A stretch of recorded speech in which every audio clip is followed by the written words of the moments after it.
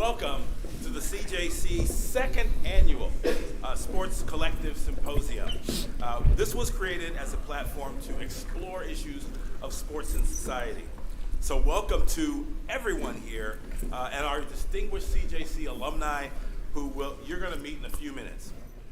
There's a whole lot of exciting things that we're working on right now, exciting initiatives that we've launched since last year's symposium. And we're going to be expanding on what already right now is one of the most extensive college sports programs in the country. Before I go further, there are a lot of people to thank that have helped us establish and keep this sports symposium going. And one group is here now, and I'd like to thank the Leonard family for their generous donation, which helped make this symposium possible.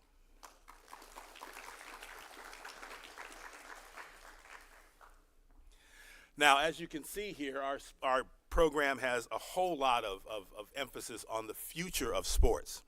We're going to kick off with a question and answer session with our great alumnus, CJC alumnus, Laura Rutledge. She's right over there. Hey, Laura. Following her talk, she'll join a panel discussion with other UF alumni, Kyle Brunson from the Atlanta Hawks, Richard Johnson from Sports Illustrated, and Surf Melendez from the Arizona Cardinals. At 11, we'll induct our second class of honorees into the Ring of Honor, which commemorates CJC alumni, faculty, and staff who have a significant impact on sports media and sports education. And then following that, as you can see, we'll do some breakout sessions after that induction ceremony. We'll have lunch during that time, and that'll be a chance for all of you to contribute to the discussion, contribute to the kinds of things that we are doing here with regards to sports. Now, as you take a look at our history, we have a storied history within sports media. And sports media writ large, not just journalism, but public relations, advertising, all the areas of mass communication that touch on the activities in our college. You can see our long list here, and this is just a partial list of Gators in sports media, from Erin Andrews to Israel Gutierrez to Christina Pink. We have a lot of CJC graduates out there who are doing big things in sports, prominent positions, and some of those folks, of course, you're going to meet today. And eventually, I'd like to see a lot of you join these names, a lot of you students, because there's a whole lot of opportunity out there, and we're here to help you. One of the things we wanted to talk about here is, here's how we're making some progress in terms of sports and media. We're growing and strengthening the specialization in sports and media within journalism, with emphasis on writing, editing, storytelling, content creation, values and ethics. Of course, we have a lot to talk about there, of course, and law, all kinds of different areas. In order to help us do that, we've added 2 new outstanding faculty members to our college. Ryan Hunt is the former co-editor-in-chief of Sports Illustrated, who joins us, and also Rob Juden, public relations lecturer, who is the former director of marketing and creative media at the Draft Network.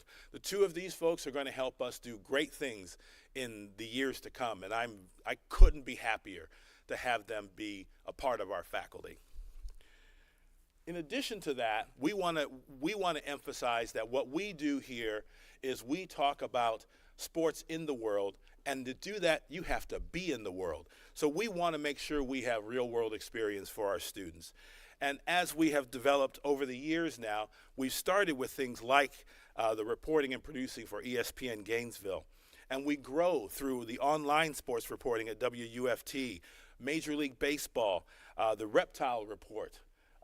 There's so many different things, play-by-play.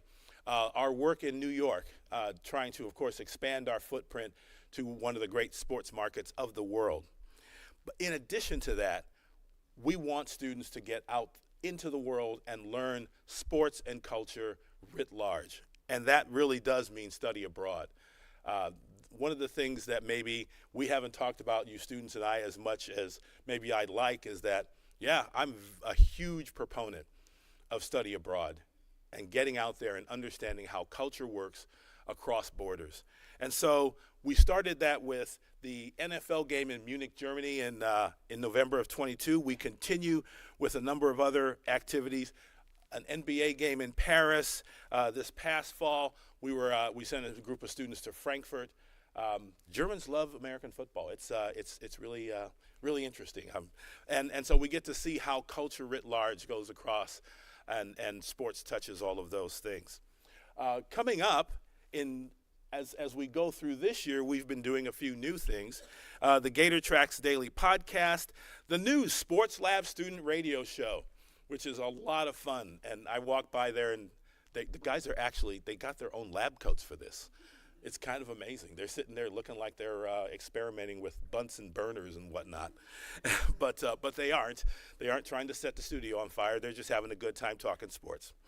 But the game day pregame show is going to be coming up in the fall. The new student chapter of the Associated Press Sports Editors, I'm excited about that. And we have, of course, continuing in our study abroad activities, the semester programs in Paris, Madrid, and also Dublin this year. Also coming up right in June, we're going to have folks at the U.S. Open. So really across the broad sweep of sports, we are going to have our students there, and that's going to be important. You need to see how this takes place, and you need to see how to write about it and how to make sense of it in our culture. And that, I think, is what we're trying to offer here in our program. So let's talk about the program today.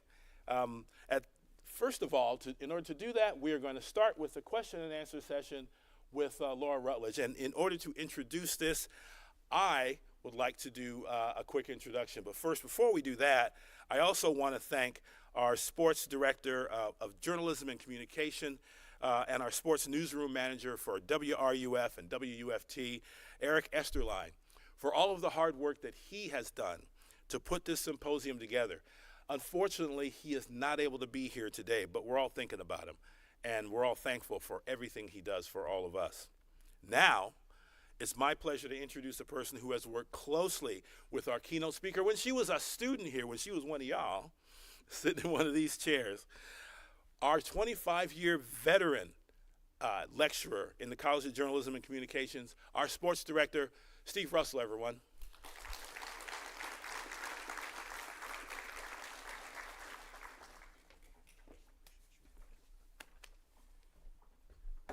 Let's see. Introduce Laura Rutledge, as if you don't know who she is. But I'm going to go back to Laura McKeeman when she was here as a student. She came in not really knowing if she wanted to do sports or not. Enrolled in the ESPN experience and liked it.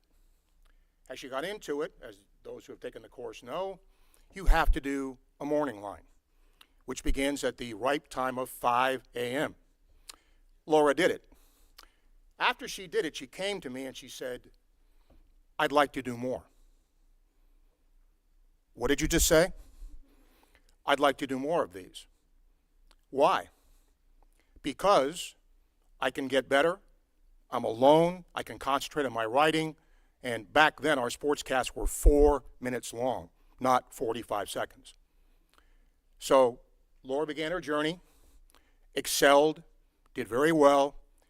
Before the SEC network, I would go to SEC football media days, do my radio show from there, and bring a student that we felt was deserving to go, and Laura went with me. It's an 8-hour drive. You talk a lot about life in 8 hours, and we did.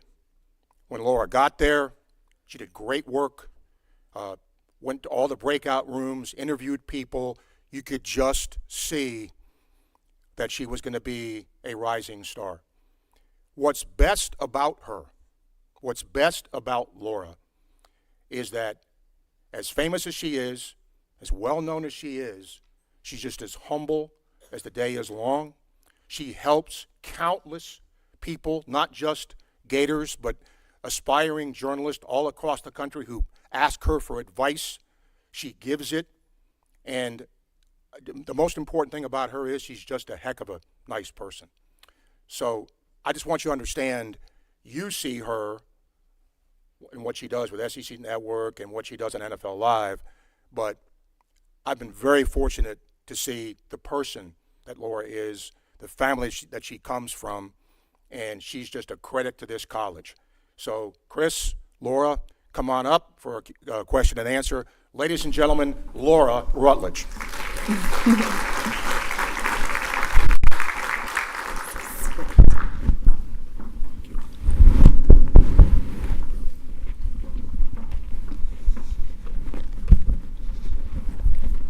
Hi guys.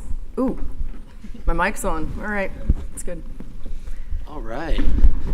Now, I'm obviously not Laura Rutledge, but just so you know who's asking the questions here, I'm Chris Will, journalism senior with a focus in sports. So yeah, you ready? Let's do it. All right, so let's go back a little bit. Okay. What got you to this point? What put you into journalism and sports? Yeah, Steve mentioned a little bit that I wasn't sure. Hi. I'm seeing some familiar faces who I have talked to. We will talk later. I wasn't sure I wanted to do sports. And so when I went up to the radio station here, at that time, back in the Stone Age, it was AM 850, and we didn't have the ESPN affiliation yet, which is kind of ironic now. Because all throughout college, I could never get an internship at ESPN. I could never get anybody to call me back from Fox, from ABC, from any of these places. We'll get to that. You don't always need the big internships. But anyway, when I went up to talk to Steve, he said, yeah, I'll give you a shot. But I think he was looking at me like, this person has no chance, And really, I didn't, because I had no idea what I was doing. My background was in ballet and the arts and all of those things. And I realized very early on that I was terrible at it. And so I thought, all right, I like that. This is an extreme challenge for me, and I have so much work to do. And I really, that sort of drew me to it. And then, of course, the thrill of being there for sports and for these moments that were happening. I didn't cover football until a little bit later on, but early on I was covering women's soccer, I was covering softball, and seeing their stories be told in the way that they played the games that they loved, but also how much it meant to them. I thought if I could be just a small vehicle in the process of telling those stories, that's what really made me fall in love with it early on. And that brings us to today, where you're telling stories on a day-to-day basis, week-to-week basis. I know there's no typical day, but what does the most typical day look like for you? Well, it's funny. Yesterday was kind of a typical day because the NFL Live schedule. So for those of you who may not know, I host NFL Live, which is a daily show on ESPN. That's 5 days a week. Then during football season, I also host SEC Nation, which is our traveling SEC game day type show. We're coming to Gainesville this year, by the way. I was like, it's been too long since I've been to Gainesville, and that's SEC Nation's fault. We got to come back. But anyway, I do that, and then I also do Monday Night Football for a select amount of games. We'll see how many we have next year, but somewhere around 6 games. And then I'll do postseason NFL games with that Monday Night Football crew as well. And then a variety of other things. So it's kind of like, crazy at all times. But the main thing that I do is NFL Live. So yesterday was a typical day. 10 a.m. Well, we start the rundown construction a lot of times the night before. So we sort of know what we were going to do. We had LSU's Pro Day yesterday, so that was going to be a heavy part of the show. So we were prepared with that. And then every morning at 10 a.m., the show goes on the air at 4. So every morning at 10, we have a production meeting, which is really just the staff for the show, but it's a really fun collaborative meeting. And a lot of times I hate to call myself talent, but that's what they call us. That talent doesn't go on to that meeting. That word makes me cringe. But anyway, I like to be on that meeting because I love the conversation around what the show is going to be and getting in it with everybody, talking about the content and what we're going to focus on. So we do that. Then a lot of times I'm writing the show in that 10 a.m. to 1 p.m. range, and then 1 p.m. we have a production meeting with the analysts. So that's when we sort of talk through some things. And the one thing about NFL Live is it's very unscripted, but what I find is if you talk through the topics and you have the foundation of sort of knowing what other people's points are, it's not like you've done the show before the show, but you can operate within the show a little bit better, and you can remain very flexible. And so that works out really well for us. And especially when we have people remotely, we sort of know, okay, so this person thinks that trading 3 picks to get J.J. McCarthy into the first round is ridiculous. Then you can frame your conversation that way while not like stealing the points. So we do that. And then I'm on campus at ESPN, which if any of you have ever been, it's like a massive campus of all these buildings. If you want to go, if you're in the Connecticut area, let me know. I can help get you a tour of the campus. It's pretty cool to see. Our NFL studio is massive, and it still takes my breath away a lot of times when I walk in there. It literally says Chris Berman and Tom Jackson on the studio. So for a lot of you are too young to have like watched those guys, in real time, but they are unbelievable. They are the legends that built what we're able to do today. So it's just really cool to walk in there, do the show, and then go home and like juggle my kids and run around and try to prepare for everything else. Now, yesterday, of course, I went straight to the airport after the show to come here to be with you guys. And obviously sports is a 24/7 business. Things are always happening. Yeah. Are there days off? Woo! Well, it's funny because I accidentally took Friday off. I guess that's tomorrow, because I thought I was still going to be here when I was making the schedule, and I got confused. And so then I was trying to get back on the show on Friday, and somebody was like, "Girl, just chill out. Like you could take a day off. It would be okay." I'm bad at that. I need to get better at that. That would be a piece of advice. It's okay to take time off. I'm still learning that myself. But there are some days. During this time of year, I do get some weekends off, which is really nice. But as you guys know, the NFL has mastered this ability to stay in the news cycle at all times. So there's not many times when there's really like a lull in what's going on. May, I'll get a little bit of time off May and June, but other than that, it just kind of keeps on going. Yeah. And you've obviously had the opportunity to cover a lot of big events. Yeah. What was your I made it moment? Oh my goodness, I don't think I've had it yet, but I will say a moment that sticks out to me. I try to, like, in order to manage the nerves and the inevitable things that happen when you're like, oh my God, the red light's gonna come on and everything's crazy around me and I've got to, try to sound like a normal person. I try to not think about it in the moment. And we can talk about that too if you guys have questions, even in the breakout sessions, like of managing nerves on TV. It's something that I've had to deal with for years and was a struggle for me for a long time. So then I think about it later, right? So I feel like maybe that's why I don't have a made it moment. But there was a moment, the first year that I got to be on the sideline for the college football playoffs. So this was, I guess it would have been 2018, I think. It was Clemson and Alabama in the Sugar Bowl. I was on Alabama's sideline. So I was waiting to interview Saban pre-kick. Which is always wild because you guys know the fanfare in front of those games, the teams are running out, like the place is going crazy, the lights are shutting off, and I'm like, breathe so you don't like forget your question and be able to do what you want to do. But I did take a moment to look around and think, wow, like if you could have told me when I was doing those morning lines that Steve is talking about, waking up at 3:45 in the morning, for all those years in college and kind of feeling like there was no way I would get past a certain point. And I was okay with that. I wanted to be Florida's radio sideline reporter. I thought if I could do that, that would be my made it moment, which by the way is still a really great job. Somebody has it, so I'm not gonna try to get it. But anyway, I thought if somebody would have told me that I would be doing this, and at that point, I guess I'm trying to do the math, I think it was like 28 years old or something, I would have said, there's no way. I mean, there is no way that that's possible. So I do think at times, you can feel in this business like you're spinning your wheels and you're not getting anywhere. And it's not to say that, you're going to be on a college football playoff game. All of you can be, and I hope that you are, and I hope all of you take my job one day. But it's more that you do find those pockets of time where you celebrate and appreciate the journey. And even coming back here is really special to me to, be back in this place that certainly built me. And you mentioned that journey. What keeps you motivated now to keep going? Yeah, well, I think it's a few things, and I promise to be completely honest with you guys. So I think the main motivator is my family, and having children, changed that for me. It gave me a perspective that I never had before, and my husband, who's an incredible supporter of my career and of what our family is.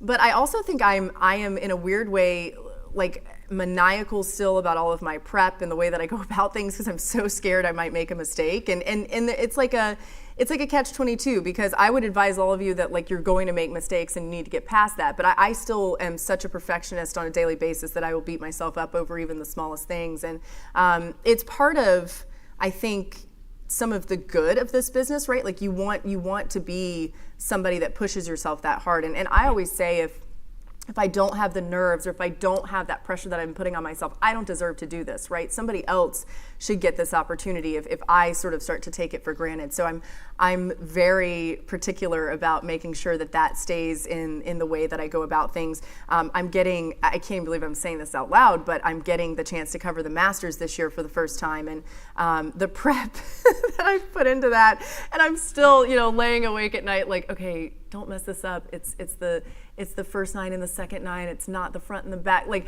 just all these things. And I just tell you guys that because I'm sure some of you might feel at times like, how could I ever do this at a certain level? And it's like, even when you get to the level, you still have those same worries and those same concerns. And I think that's all part of what makes the top of this business really a blessing and a curse in a lot of ways. Yeah, and you mentioned family as a motivator. What does work-life balance look like in this industry? Yeah, I don't know. I'm trying to figure that out. No, I think for me, one of the things that I try to do is when I'm at work, I try to be as at work as I can and really focus on what I'm doing. And I do a lot of the writing of the Daily Show from home, but at that point, I try to block myself off, but then I'm like, oh, the baby's over there. Let me go, talk to the baby. And a lot of times I'm holding the baby. I have a really funny video that I took the other day. We had a babysitter snafu, and so I was watching Jack while I was trying to write the show, and he's just smacking the computer. And I put in all these things. We use ENPS, which I don't know if you guys still use that here, but it's pretty cool because that's what I was trained in at Florida. We use it at ESPN. And I put in all these weird things in the rundown, and the producer texted me and was like, hey, I don't know, we're getting all these weird things, and it says it was edited by you, and I'm like, yeah, it's baby Jack. I don't know what to tell you, I'm sorry. They had to go through and redo the whole rundown.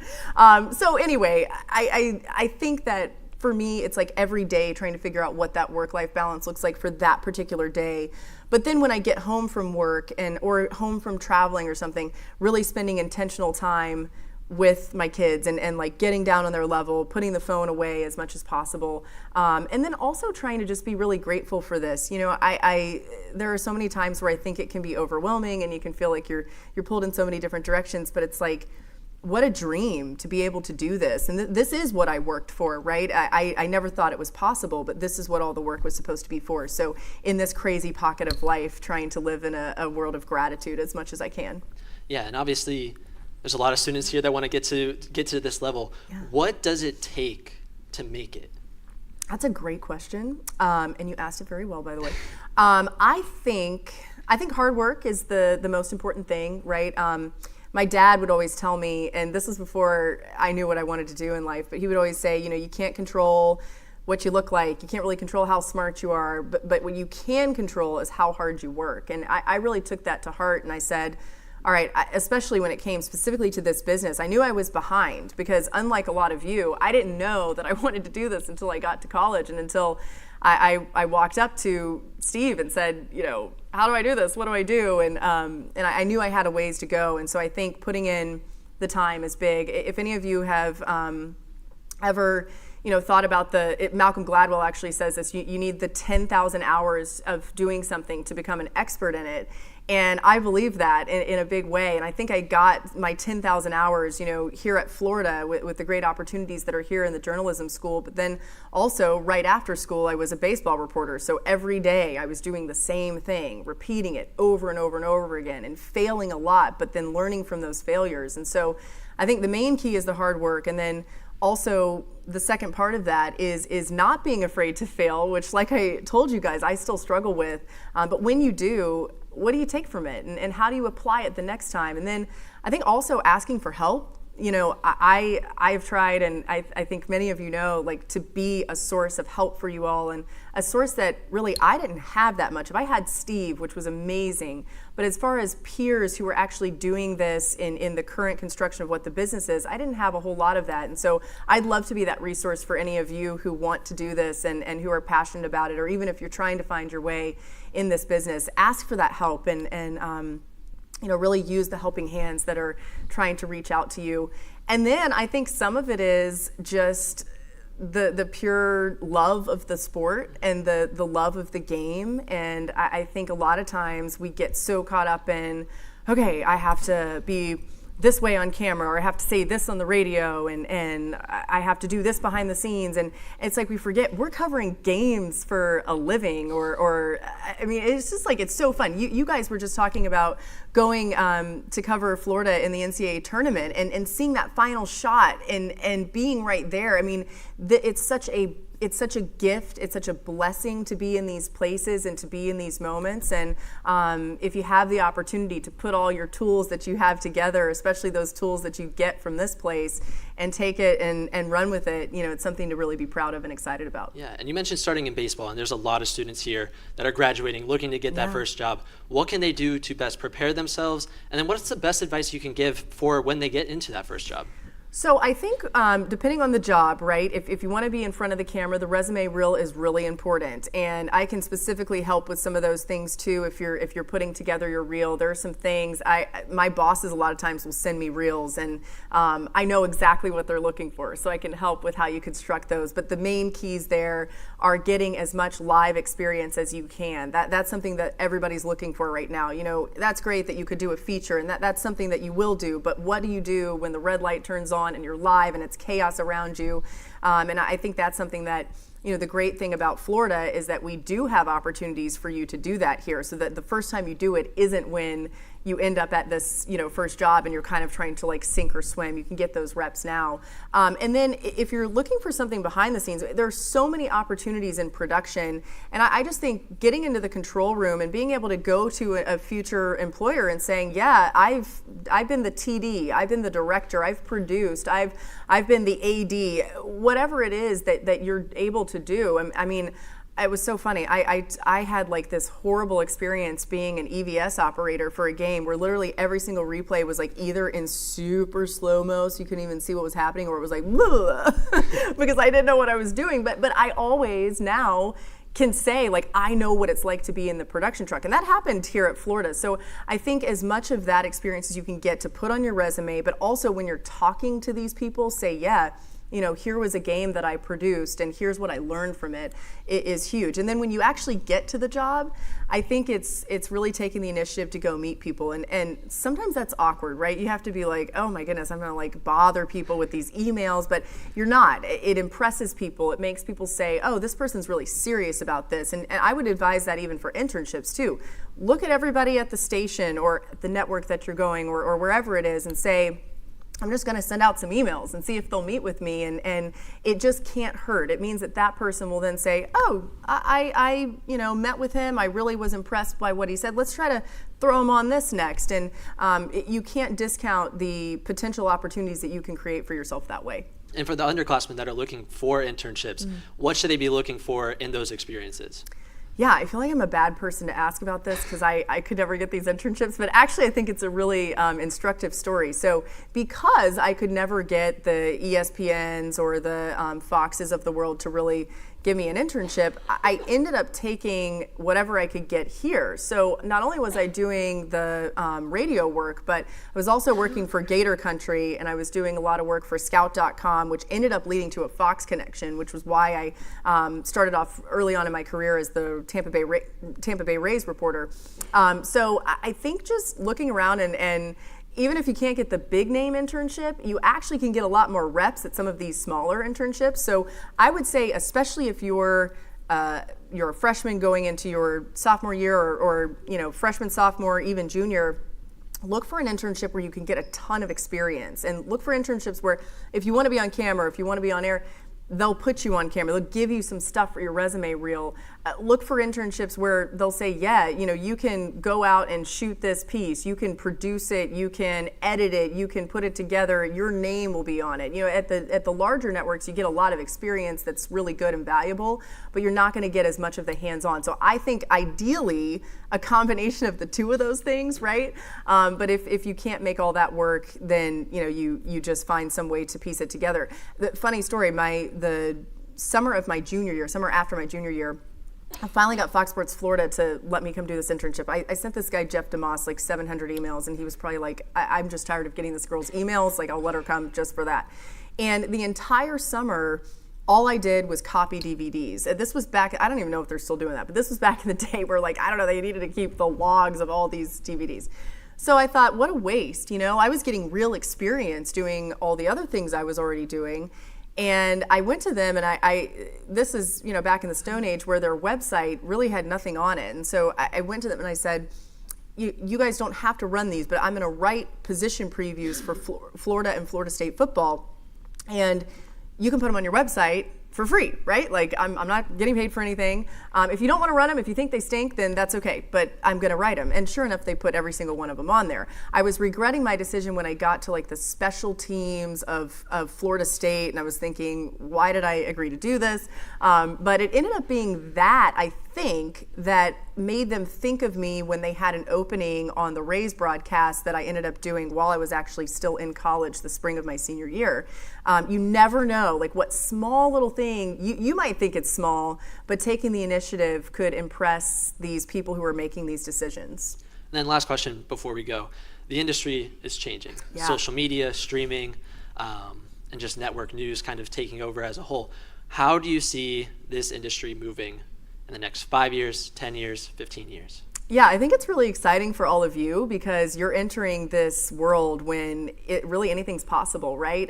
We were just having a conversation before about podcasts and shows and everybody being able to create their own content pretty easily and put it out there, and you never know how you're going to get noticed, but that's a real thing. And I think if I were in your positions right now, I would be doing that. Even if you feel like, oh, nobody's watching it, or I'm not getting good views, or I'm not getting good likes, or whatever it is.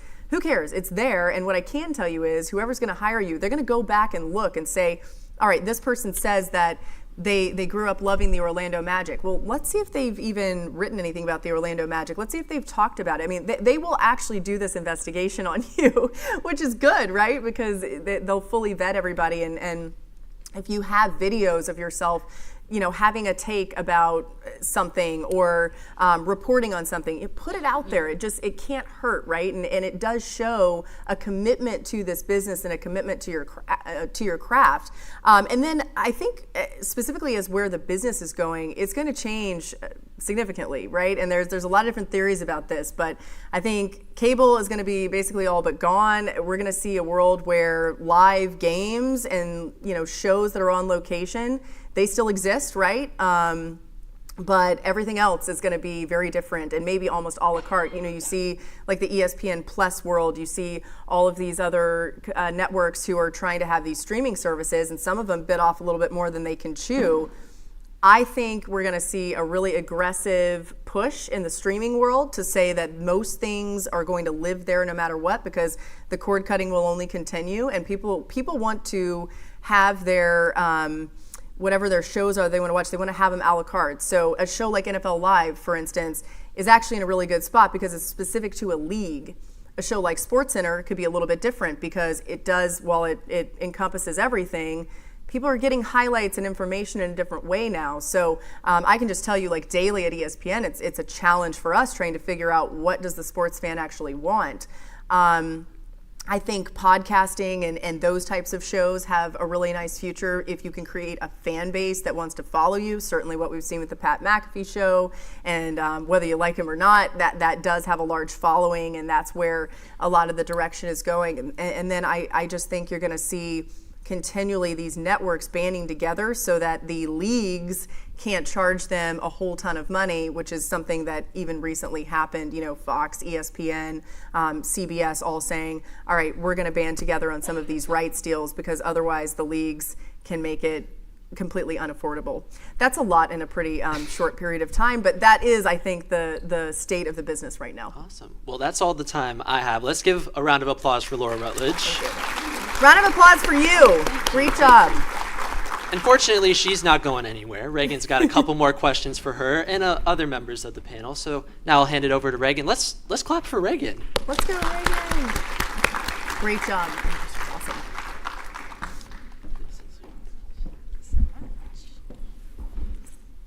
Hello, everyone. Welcome to the panel discussion of this year's Sports Symposium. My name is Reagan Shepard. I'm a fourth-year journalism, sports, and media major.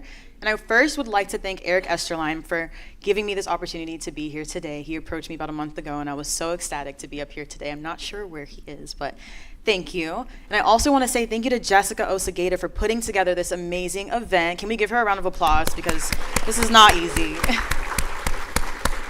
And for all of the crew, thank you for the live stream. This will be up on the CJC YouTube after, so stay tuned. All right, well, everyone's already up here on the stage, so I'll give them their brief introductions.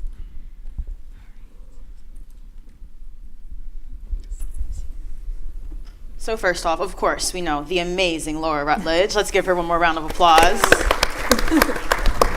So then, following Laura, we have Kyle Brunson. Let's give Kyle a big round of applause. Kyle oversees all of the ticketing, including operations and premium seating for the Atlanta Hawks in State Farm Arena. So then next up, we have Richard Johnson. Let's give him a big round of applause. Richard is the co-host of the Split Zone Duo podcast, and he is the co-author of Sinful 7, and he was also the 2022 winner of the Edward Aschoff Rising Star Award. I'm a little nervous, had a little bit of jitters up here. Let's give him one more round of applause, everyone. And then closing out the panel, we have Surf Melendez. Let's give him a round of applause. Surf is the Vice President of Content Creative and Brand for the Arizona Cardinals. So this is our amazing panel, and without further ado, we'll get going because this is kind of an SB vibe, but we're on Grammy time, and I don't want them to start playing the music, so we're going to get going. I love it. All right, so I have an icebreaker because, listen, everyone always gives me the eye rolls, but just stay patient with me. What's everyone's zodiac sign? We'll start with you, Kyle. I know my birth date. I might need help. I got you. I can help you with that. I'm late May. What's that? Are you, like, you got the date, like the day exactly? May 23rd. Okay, you're on the cusp, Taurus and Gemini. You May 23rd? That's right. That's my guy. Twins. Oh my gosh. Gemini. Gemini. Okay. If Gemini. you say so. And we're twins. Yeah. Same Okay. way. This is weird. Yeah. How about Okay. that? How about that? So we have two air signs over here, two Geminis, and then There you what go. about That's you, great. Laura? It's so funny you two sat together. Yeah. I'm a Libra. Okay, another air sign.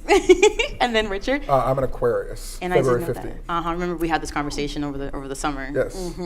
All these air signs. Okay, one thing I can say, air signs, it's very fitting. Communication. They're very communicative, and it makes sense.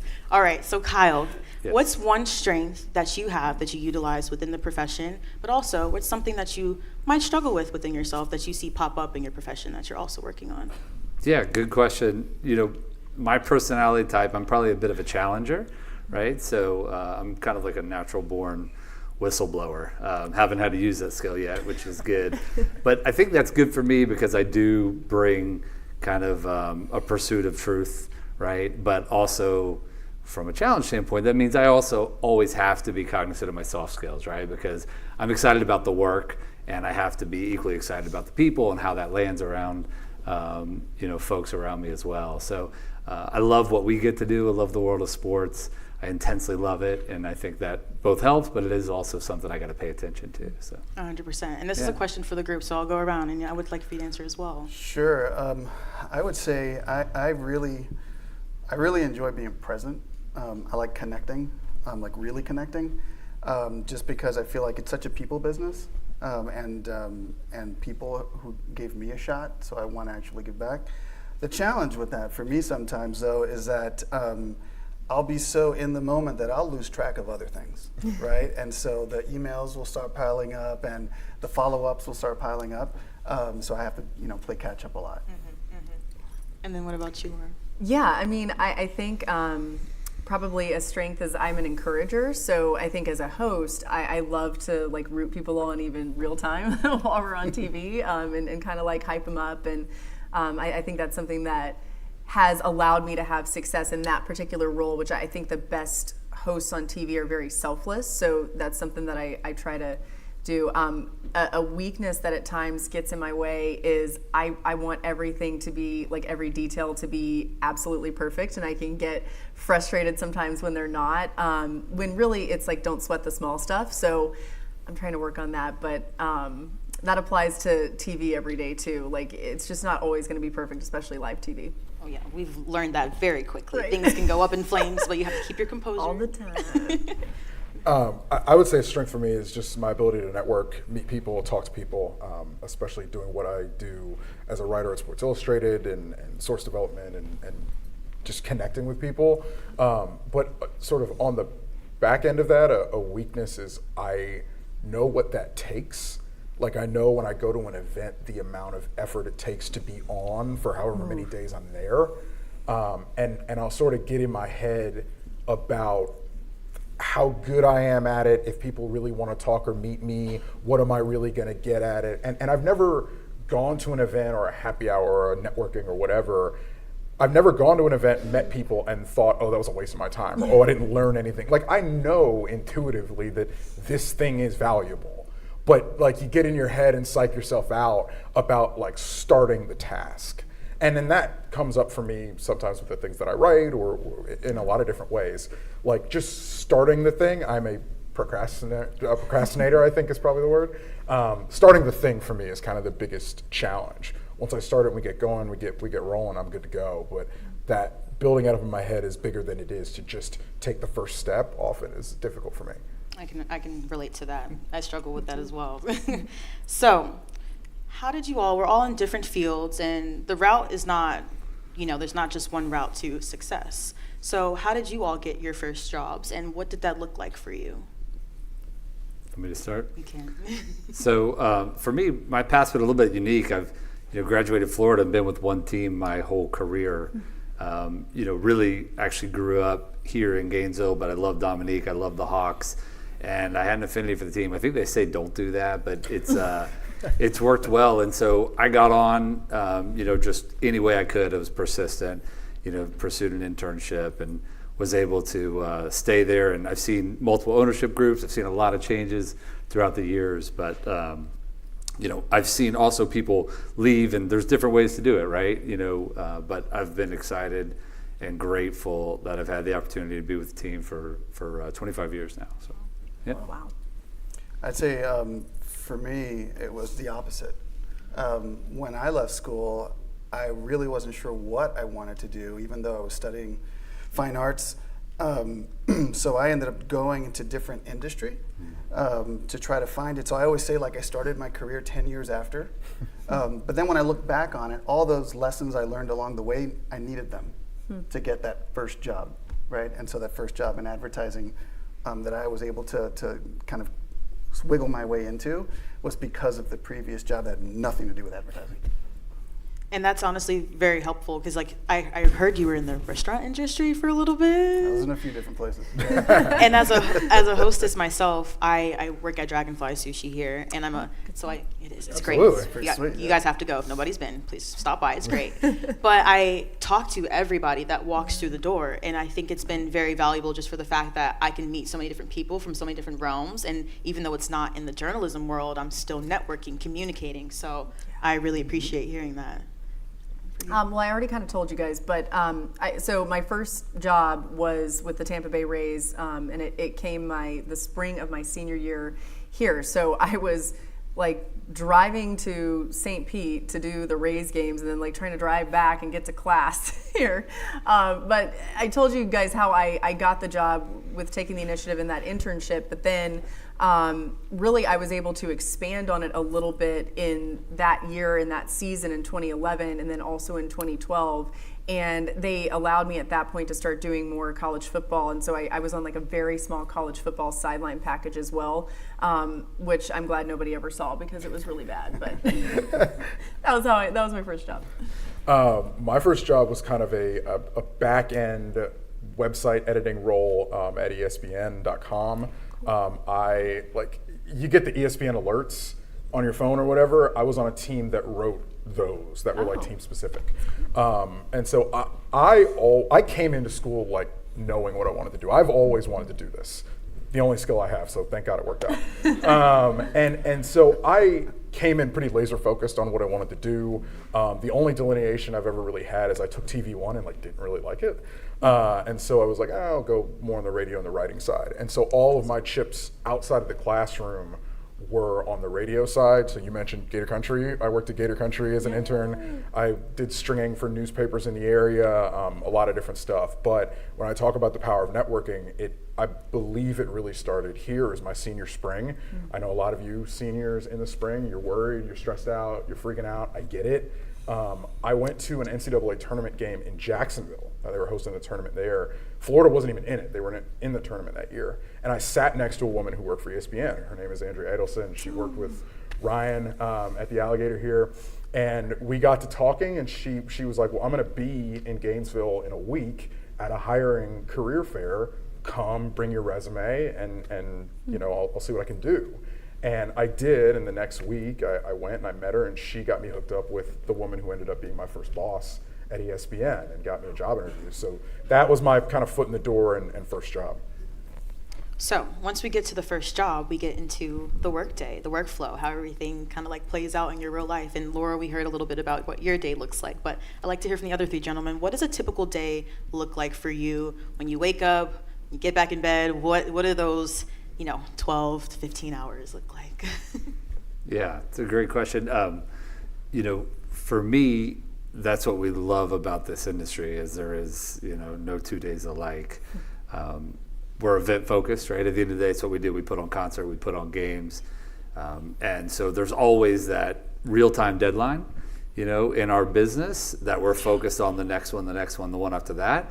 And at the same time, we're trying to get 30, 60, 90 days out and even 6 months down the road. So there's this tension to me throughout every day that we have of like, how do I set this strategy? How do I get into future planning? And then how do we deal with, what's hot? Because the truth is things do change in our business. It's very fluid. You have to both react to the moment and be willing to adjust in the moment while you're also trying to get out front. So it's a good tension. What that means in day to day is there's a lot of meetings, right? There's meetings where you're trying to focus on something that is a little bit in the future, and you're also making sure everything is lined up as it needs to be, event to event. So, but what we also do is develop people. Like the core to our business is really growing people, and that's where we found our most success is if we find that we're for our people and we're for them growing at the Hawks or growing somewhere else, that's good for us. So amongst all of that, amongst the tasks and the revenue goals and the operational goals, the constant reminder is investing in our people is what is actually best for the business, and it's also tends to give you the most joy on what you do as well. So that's my answer. Yeah. And for you, sir? I'd say my day-to-day right now is kind of nutty because I'm commuting. So I still live in Nashville, but I work in Phoenix. Ooh. So I'm doing a bit of a commute because I just started the role with the Arizona Cardinals. You're racking up on those Sky Miles. Oh though. my gosh, I'm crushing it. I am crushing it. So there's a little bit of that, but like once I'm on premise, every NFL club's a little different. Sometimes a practice facility and their front office are in the same building. Sometimes they're across the street from each other. Sometimes they're across town. This particular situation, we are literally about 2 blocks away from each other. So I'm bouncing between buildings and meeting a lot of folks to create connectivity. I'm responsible for the brand, the content, the creative. So it just falls under a lot of these different departments, the event side, the content side, the broadcast side, the live events, game show type thing. So being able to like connect all the red dots, right? But the day is full of meetings. And then once we kind of peel away from the meetings, then it's like do, right? Mm-hmm. So get it done. Understood. And for you, Richard? No 2 days are the same. I mean, my days in season are different than my days out of season. My days when I'm at home in New York are different from my days when I'm at an event, you know what I mean, or whatever. Because I do so many different things, or try to do so many different things, I co-host a podcast and sort of run the day-to-day there with my 2 co-hosts.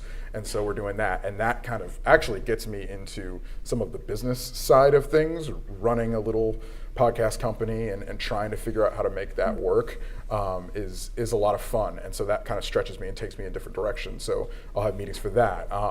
You never know what is going to happen in college football. I mean, I cover college football nationally, and so you never know. You never know when some coach is going to get fired in May. You never know when somebody's going to do something dumb, or when they're going to pass some law, when NIL there's just. So, if I'm working on a feature story and I can kind of control a controllable about what I have to do during a given day, that's good. But a lot of the times, you just never know what's going to come across your desk. And I used to do TV, and that had its own sort of workflow. Like it's crazy. So like Kyle said, that's sort of why you do it. Like sometimes you're jealous of people who have a 9 to 5 because like, man, like you can just turn it off, right? 5:01, you walk out of the office, it's over. I'd love a weekend in the fall. I mean, I know you would. Yeah. What's that? I don't know what's that. I don't know what's that. Like Labor Day comes around, don't talk to me until January, whatever, right. on the weekends. So, but yeah, no 2 days are the same, and sometimes it all runs together, or sometimes you feel like you're not doing anything, but it's crazy. So the common denominator with any realm of sport is that there's no real set schedule. You kind of have to be okay with being on your toes and going with the wind. And like I said, air signs here, going with the wind. All right, so Kyle, you're in sales and marketing, and you're the only one up here who's in that realm. So this is your expertise. So I wanted to just ask you a couple questions about that. Okay. What's a trait that you have that you think is valuable to being effective in sales and marketing, and how have you seen that come up? Maybe if you have an example or something like that. Yeah, good question. I mean, I tell folks when we're onboarding, I'm like, God gave us 2 ears and 1 mouth, right, for a reason. So I think the first trait is listening. Most folks don't want to be sold, and I don't think sales is actually sales anymore. I think sales is discovery. We teach love yes, like no, hate maybe, right? So you're just discovering, you're asking the right questions, and you're finding the fit, and you're offering solutions. So that's the pitch. These days, it's not the volume hard sale business that it probably was, when I started a couple decades ago. And the good news is the marketplace, the economy, it's become a live event, marketplace. Like that's one of the hottest things that we were talking about the concert business earlier, or games, it's a good place to be. And so, but anyway, listening skills, I'd say coachability. Right? To this day, I remind myself that feedback's a gift, right? You want to pursue and ask for feedback. You never want to stop learning. You want to stay open to it. That's the only way you get better. And that's got to continue from day one of your career to the last day of your career. So you got to be coachable. You got to learn how to listen. You got to learn how to ask questions. I also think that if you're too focused on the market and just, building up your accounts and your customers, and not your internal relationships, that's a mess. So, I'll often tell folks that your internal relationships, the folks you are in school with now, the folks you're going to start your first job with, you're shoulder to shoulder with, those relationships mean everything. You're going to come up with those folks, and you're going to remember the times that were the hardest, and those are going to be the things that you learn from the most. So building up the relationships with the folks that are in the pit with you every day, whether they're in your department in sales or my friends, shout out to Garen, who's a UF grad as well, who runs our media relations team, or whether it's our content folks or, whoever it is. But building those relationships inside your walls of your organization is a big deal too. And how has social media's impact just affected your angles with sales and just how you go about everything? Yeah, I mean, we don't have the answer. I'll tell a quick story. A couple weeks ago, we have a lot of celebrities come to State Farm and come to our games. And I used to know who they were, but now it's like, so we had a guy, everybody here will probably know, Kai Cenat, who I guess is an influencer, right? He shows up at a game. I don't know who he is, I apologize. But, I go and check our stats the next day, and we have the number one, video in the NBA. On TikTok this year, he had just lost a bet. It was just a shot of him looking sad, right? So it was the night he just lost some money in some 2K game. But, all of a sudden, there's this story that's happening that, folks, when we're in, the leadership room, we have no idea. So we have to learn. And that is the content game. For sales, it's lead generation, but it's a whole different ballgame that we're trying to understand and make sense of, for sure. And trust me, I'm growing up in it. I'm still trying to understand. It's wild. It's wild. Yeah, it's wild. I mean, imagine the number one video had nothing to do with, our games. So it's interesting. So pivoting over to Richard, you're on the print side of things. You're constantly talking with individuals, constantly hearing their stories. How do you gain their trust, and just, what's a skill that you've obtained over time that just allows people to talk to you and tell you their truth? Like, just be normal. Like, just be like, I don't, you're having it. Like, I think we build up this cult of, what football coaches, for instance, are. They're just people.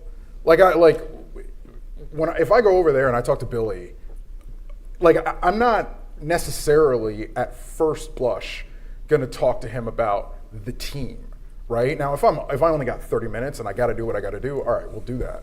But I'm trying to learn a little bit about his kids or his wife, or what he does in the scant times when he's not running a football program. Like, trying to connect with people. I have a friend, Nicole Auerbach, who works for The Athletic and works for NBC. She, in her phone, in like the little notes thing of her contact, will write little things about a person or about a source. There are times when I try to, sometimes I'm bad at this, and it's a skill, but I try to text people and sources when I don't need something from them. So if I have let's take the Chiefs. If I know somebody on the Chiefs and the Chiefs are playing a Monday Night Football game and something happens, like, I will text the couple people who I know on the Chiefs about it, whether I'm joking with them, laughing, saying, "Oh, you guys got screwed on that call," whatever, something little. And maybe they respond to it, maybe they like the message or whatever, but it just builds a relationship with somebody. And so that's what it is. I mean, it's all building these relationships. And so when it comes down to it and you do need something from somebody, they're more apt to help you out. And that's one of the things that with source development that I really try to harp on. And I'm not the best at it. There's a lot of times when that I feel like I'm really falling short there, but that to me is the number one way I try to get stories out of people when it comes down to it and I need something. Because it can kind of come off as like you're not using them, but kind of, if you're only reaching out to them when you need their opinion or advice. And there are times when it's funny because there are some people who I would say the relationship is like pretty purely transactional. Yeah. Like, I call you, you tell me, like, we trade stuff, like, boom, phone call's done. So there are people like that. And then there are other people who I have a better relationship with, who I'll, if I'm in town, I'll go to your house and meet your wife and talk to your kid. So, there are relationships on both sides of the spectrum. But I would say for the most part, getting to know somebody outside of the crush of, hey, is your coach getting fired or not, like, is very helpful. And how quickly are you producing print stories? Like, what's your turnaround, and how many a week? Is it multiple a week, multiple a day, or what does it look like? It depends. Now things are a lot less chill. I have a lot more time to develop longer stories. I have a lot of time to go somewhere and spend a day and a half. I have a lot more time to flesh things out. If I'm at a game and game ends at 8 o'clock, well, we got to get this turned around in like an hour because it's a game story. That is what it is. And then there's also breaking news events that happens. So coach gets fired, maybe you saw it coming, maybe you didn't. Well, all right, you got like 25 minutes to get up 500 words about it. And that's where hopefully some conversations I have had in the last couple days, couple weeks with sources across the country or wherever can at least inform a paragraph or two in a very quick story about a news event that happens very quickly. And you have to be kind of in and out on it. 100%. And so we transitioned from print to broadcast, but broadcast entails a lot of print writing, and I think we learned that here going through the broadcast program. But for people that might not know, what does your behind the scenes work look like, and all the writing that work goes into before you're on camera? Yeah, I still refer to taking the news test, and I know. Which, by the way, I was so nervous about the news test. I had stayed up all night. I was trying to just do extra prep for it, and I was like, you know what? I need to take a little nap before just to refresh myself. The nap went too long, and of course I overslept and almost missed the test. Ran to the test in my pajamas. It was a huge disaster. Somehow I passed it. So anyway, if you have those days where you're like, I'm just struggling and I'm never gonna get anywhere, I've been there, and somehow it all worked out, sort of. But no, I refer to that all the time, and I think in most days, like on NFL Live, we're moving really fast, so everything's fast-paced, and the writing sort of lends itself to that. I always try to lead with headlines, but I also try to make it really conversational. And when we're in studio, we do have prompter, but when we're on location, we never do. So a lot of times, I'll try to do the show where I never get too stuck on it, and I'll sort of keep it really flexible. So I'll write shorter, for instance, like if it's a 20-second VO, I'll write 14 seconds. So I know I give myself a little bit of wiggle room to kind of play around. Or let's say somebody said something, I want to react off of that, but I don't want to bag the director and be still talking when he's trying to get to whatever the SOT element is or whatever that is. So That's kind of how I do that. But then if I'm writing something for a feature or longer form, it is more of like that storytelling and creative writing, which is something that I've always loved to do, even back when I was a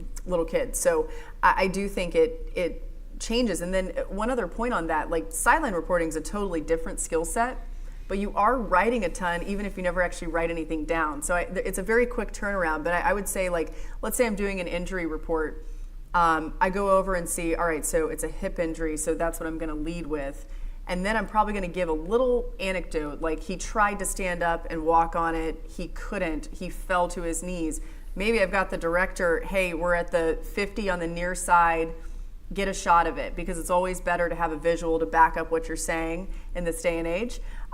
So we'll have that. I know that they have that. So I'm kind of writing it in my head, but that's within maybe 20, 25 seconds. They'll say, all right, we're coming to you, stand by. I don't know exactly when they're coming, so I just have to kind of be ready, and I'll rewrite it about as many times as I can in my head before they come to me and then do it. But I think I say that because I think the training that you do now in learning how to write for news and sports as well, it just pays so many dividends down the road, especially if you end up in sideline reporting. It's kind of a common misconception that we don't write in that role. You are, but you're just doing it in your head. You could write something down too, but I just choose to try to keep it as flexible as possible. So when it's time to go on camera, how do you maintain professionalism but also show your personality and your own personal interest in the sports that you're showing, but without becoming too much of a fan? You know? Yeah, that's a great question, because I think for a while, especially when I started at SEC Network back in 2014, I was 25 and I was just trying to like get the information out, and I was doing okay. Like I wasn't really making that many mistakes. I was getting it out. I was getting in and out quickly in games. But I was just like, there was no personality. Like I was just kind of, I wasn't who I am at all. And it annoyed me at the time, but one of my coworkers said, I noticed these other reporters come on and they like smile and all this. And I'm like, you're just telling me to smile? Like, thanks. But it was actually great advice, because it led me to sort of look in the mirror and say, I'm not really being myself at all. And if I want to really do this, if I want to kind of reach the heights that I think I could, I'm going to need to find a way to set myself apart. I started having a little bit more fun, and it was a process. That second year at ESPN, I basically did the same job I did as the first year. So it wasn't like I all of a sudden just got all these opportunities, but I kept saying, I'll do anything that you ask me to do, and just fun things would kind of pop up, and I would give a little bit more personality the next time. And then before I knew it, I was like jumping in the Tennessee River and doing all these goofy things, which I don't think you want to do all that, right? But it did allow me to say, I'm not just going to stand here with a microphone and like deliver the halftime report. I realized it was okay to have a little bit more fun. And I think something like that I especially had to work on when I first started is, like, I think we get so nervous to like speak in front of a teleprompter. You want to get it right, so everything can sometimes sound like robotic. But like you said, like when you get into it, the longer you do it, the more you're able to like relax and have your personality kind of like carry you through it. So Well, also of course stating facts, but yeah, that's totally. It's great. Yeah. So Surf over here, from in front of the camera to the mastermind behind it, talk about just. You utilize a creative team, and how do you envision, like, how does your vision come to fruition while utilizing your team? It's a good question. The big adjustment, honestly, is when you go from being like the person that does it and the doer to then the person that's managing or trying to guide the team, is that the end deliverable is not going to be what's in my head. And that's okay. Yeah. I have to be able to trust my team because they're talented. They're really good at what they do, right? And so that, when I was first getting in the role of actually leading other people, that was my big struggle, because I'm like, man, I know what good looks like. This is what it should be. This is what, and I would lose sleep over it and all this stuff and get frustrated and all this kind of stuff. And then I got that advice from someone else way smarter than I was, and it works because they're like, the people around you are so talented. So if I could just set a vision and set it early as far as where we want to end up, and if the goalposts move a little bit, it's fine. We're still moving forward. The barometer we use, or I try to use, is like, can our work be on someone else's mood board, right? So when people are concepting, are they using our work, like, you know what, they do it like this, it's really good work, I'll take that as a win, right? If we're elevating the brand and creating opportunities. Now, when we get into like the business of content, like, it's not just art, it's not just the stuff that I think looks cool, it's the stuff that's gonna drive the business. And so honestly, the things that you are learning here and a lot of the technical skills, but also like how the business works is super helpful, because then I can help him grow revenue because we're making content that people want to be associated with, that people want to engage with. It isn't just because I think it's cool, right? It transitions over into like, how does a brand show up on like different places? Because like the landscape is just moving incredibly fast, and you touched on it earlier about like broadcast and streaming and cord cutting. It's crazy. And yeah, it's wild. And so like brands, the way some are still doing it, a lot of them are doing it, is that they're just creating a thing and they're putting that thing across every platform, which is bananas. Like that's just not the way it works. Because every platform, think of a different platform, and we'll use social media as an example. Like different platforms, like different personalities. Like if I go somewhere, if I go to Vegas me is very different from going to work, right? That's true for all of us. Yeah, it's very different from going to church me, you know? And it's the same thing with the brand and platforms. Like when you show up on TikTok, it should cater to like the audience on TikTok, on LinkedIn, right, on Twitter. So like showing up differently is important. We actually had an example of that last year with our schedule release with the Tennessee Titans, right? So we rolled out. It was with, great. It was great. We had, well, and that was again trusting your team. Yeah, the fact that I remember that means you guys did a great job. I think we used a lot of that. It was bananas. So we ended up, everyone, it's like an arms race in the NFL. Like, oh, the schedule's coming out. Let's all out creative each other. Yeah. Which drives me bananas, right? Because it all started kind of in-house. So we created this idea, and it was more of a produced idea with some budget. And it was a little more, I guess, for our mainstream channels. And it was really great. It had a bunch of cameos of different musicians and all this kind of stuff. We loved it. Mm-hmm. Then there was my social team, 3 people, young, hungry. They're like, hey, got an idea for TikTok. What do you think? And thought, okay, awesome. Here are some parameters here, whatever, go for it. One of the ideas cost us like, I don't know, I'm just making up a number, $50,000, right, from a production perspective. Another one cost us like $8 because we put a mic on the phone, right? And they went and interviewed people on the street. Yeah. Well, that other piece was made for TikTok only, and it crushed. And then like, I think Adam Schefter was like, ripped it and put it out. We put it on NFL Live. Yeah. Yeah, it was everywhere. So when we put it out, we ended it. up thinking like, okay, we need to get credit for this, so we should actually now put it out on our other channels. And it just went bananas, right? And honestly, it was just about trusting my team. There was a time I had a oh crap moment where I'm like, man, I hope. Okay, here we go. Because when they first pitched it, it was kind of loose still. They're still figuring it out. But then when I saw it, I'm like, man, this is funny. Like, let's go. Great. Trusting our team is like that's the way to do it.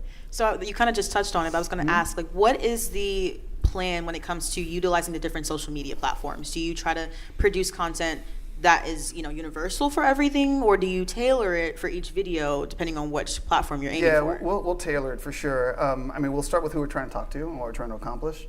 So get our audience, like what's our range, and then figure out where we want to lean into specific to platform. And if we're doing that correctly, we're finding opportunities for the business. You mentioned lead generation for sales, like lead gen and potential partnership opportunities, like for a club, for an NFL club, that's the stuff that we can control, right? The broadcast rights and stuff like that, the league controls that. The Shield does an amazing job of creating value, right, for all of us. So then what do? We can control our ticket sales, and we can control some extra, sponsorship opportunity, the name you put on the building, things like that. So if we can create an attractive property, and full circle, creating an attractive property really is all about just building trust. So when you are building a team, what are you looking for in students, especially those coming out of college? There's a lot of creative video folks here. So like, what are you looking for with them? I honestly look for personalities. I look for people. There are a lot of great resumes. I've had great resumes on my team that were horrible to work with, right? Now, you need the skill set. We're looking for competence, 100%, right? But we're also looking for warmth, right? Like people who you want to be with when you're working on these projects, because it's fun, it's sports. Like I tell people, I have the best job in the NFL. Like I work on a brand in the NFL. It's not reliant on wins and losses. Like it's awesome, right? So I try to find people who want to be part of the ecosystem, and they're just good to work with. Network, right? People who reach out, and that just keep showing up, right? Even when it's like in the job hunt or the internship hunt, like just keep showing up, right? Like that helps. Our worlds are crazy. Like it moves really quickly, and it isn't like, oh, well, they haven't talked to me in like 3 hours. Like, well, we're kind of busy. But at the same time, keep showing up. Like we can remember and create opportunity. Thank you. And transitioning to the group, as we close out, I have a couple questions for everyone that I'd love to hear all your responses for. So working in journalism, it's rarely what we want. And it's always like what the audience wants, what we're catering to for them, I should say. And so how do you put your pride aside and cater and give the audience what they want and what they need if it goes against what you might want? And with broadcast, I might be like, talking about something that you're not interested in, or writing about something you're not interested in, or showing something you're not interested in. How do you do that and put your pride aside? I think one of the biggest things is you try. So some of the places you'll work, you have more latitude than others, right? And you'll get more trust from management or your editors than others. For me, one of the things that I came up knowing that I wanted to do was cover coaching diversity and get into the nitty-gritty of the dearth of black coaches at the head coach rank in college football, a sport that's played by approximately 50% black athletes. I knew that is a thing that I had an insight into and is a thing that wasn't covered. And so whether the audience wants to hear that or not, trust me, I got plenty of emails. Sometimes the audience does not want to hear that, or will read that, I should say.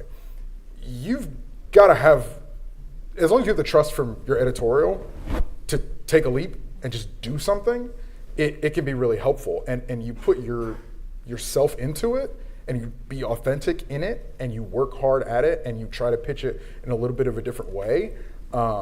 That's kind of how you can, I don't want to say get around that or get over that, but the audience is so vast and so wide that even trying to write something or create something, you can say I'm doing this to cater to the audience, but there's so many different pockets of people and all that sort of stuff. And as a journalist, some of your job is educational.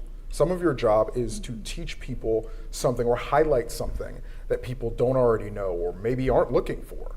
And so you kind of have to take that leap of faith and kind of do that, whether you think the capital A audience wants to hear it or not. I'll address this just from the standpoint of a lot of people wonder, like, how do you remain unbiased and things like that. And in my role, I believe that's really important. There are different versions of this, and it's changed a lot, I think, in TV over the years. Like, we see a lot of analysts who lean into being a fan of their school, especially a college school, or a college. You don't see it as much on the NFL side. It's more like, hey, yeah, I played for that organization, and maybe they lean a little bit that way. Mike Greenberg's an example of somebody, I worked with him very closely, leans very hard into being a Jets fan. I didn't always feel comfortable doing that. And it's funny because I'll actually get a lot of Florida fans that are like, "Oh, you hate our team, how dare you, like, how could you do this?" That's how you know you're doing it right, though. When they say you hate the Gators, I'm like, all right. Okay, yeah, because I love the Gators, and sometimes it hurts me to have to sit there and have any conversation that's not positive about Florida, but it is part of our jobs. And I think over the years, you become more and more comfortable with doing that. And so it's funny, like, I would say, having covered, we were talking about when I covered the Florida Baseball National Championship in Omaha. And that was an event that I had always wanted to do, and obviously love Florida baseball. And so there were a few times where I was like, kind of like fist pumping under my little clipboard. But it's special to, in those moments, maintain professionalism, but also kind of acknowledge what you're experiencing too. You know what's interesting about what you guys just said? You didn't make it about yourselves, right? You were making it about either the discipline or the cause, which is important. Like that, because the way the question was asked, like I heard self in there, and that was my immediate takeaway as well. Like, it's not about me, right? It's not about what I think the best content is or the best storyline or whatever. It's what our different audiences, or if there is a cause to, that an ethical cause to push forward, that sometimes makes us uncomfortable. So it takes us out of it and puts whatever the thing, the topic, the people, whatever it is, as the most important thing. I try to keep things simple, and so that is because when you are managing a group and there's a lot of great ideas, you got to be able to have like a way to go. And so as you guys were explaining that's what I was distilling. Like it was about the thing and not yourselves, which I think is very, very noble. Did you want to touch on this as From well? a business side, I'll just say we love data, right? And so, whether that's transactional, behavioral, or research data, you run to it. And you run to data that does present counter and go understand that first, right? Don't run to the data that just reinforces your position. Go find out about, data that maybe is different than how you feel or think. That's the gold that you want to spend time with. So what are some skills with technology advancing the way it is now? And I know when you all entered, journalism has already changed so much, and I'm pretty sure there are things you've had to learn when it comes to technology as you've been on this journey. So what do you suggest that college students today learn, if they can, while they're here in college when they're searching for jobs and going on that next phase? My big thing, I've talked about it, we've all touched on it, is the networking and relationship aspect of things. As I sit here, like I am learning sitting here, right? Like we've got two people right here, Surf and Kyle, who manage teams, right? Like Kyle, you talked about that, like yes, love no, and hate maybe. Like that's a bar. Like I'm taking that, you know what I mean?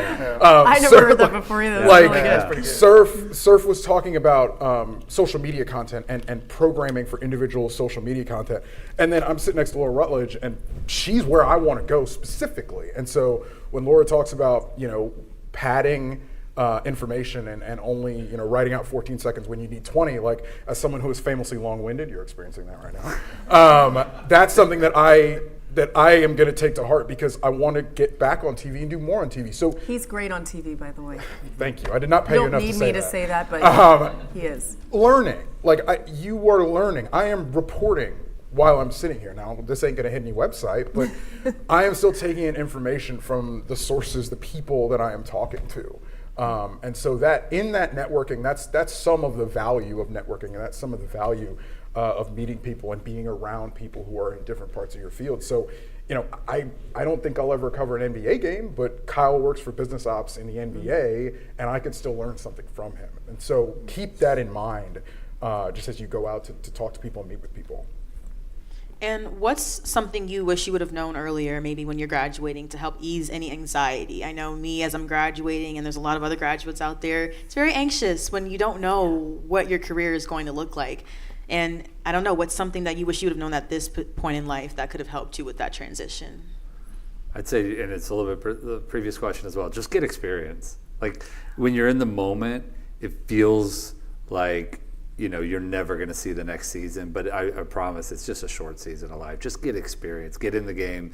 I did a couple things in college. One, I happened to run into this congressman, and I talked myself into doing an internship, and I was very proud of that. I went to DC in an unpaid internship, and I thought that was going to be this resume builder. And then two, I also answered the call to sell some of those Cutco knives, right? And so, what was funny about my entry into the Hawks, to be candid, was the fact that I was willing to go door to door and sell knives was a lot more interesting of a conversation starter when I was talking myself into that job than the time I spent, which I was more proud of in DC. So get experience, get to know people, and don't overthink it, right? And so, because it's hard to map out the whole road, it's gonna change. I just would compliment Surf, like saying that you sort of did 10 years before your real career started. That would have helped me at this point in time, feeling like I just needed to immediately get right into the business. And I did, but I also felt like I should be advancing a lot faster than I was. And now I look back and I'm like, girl, you needed all that experience. Like it would have been bad if I had been given some of the opportunities that I thought I was ready for. And I think just like, it sounds a little bit corny, but your journey and every stop that you're making along the way is a building block for the next thing. And I've just seen that to be true for all of my peers. It's certainly true for myself. But I also wish somebody would have just been like, it's going to be okay. You're going to be fine. You're going to figure this out. You're going to have some bumps along the way, but you're going to look back on what your career becomes and say, wow, I got to a point that I'm really proud of.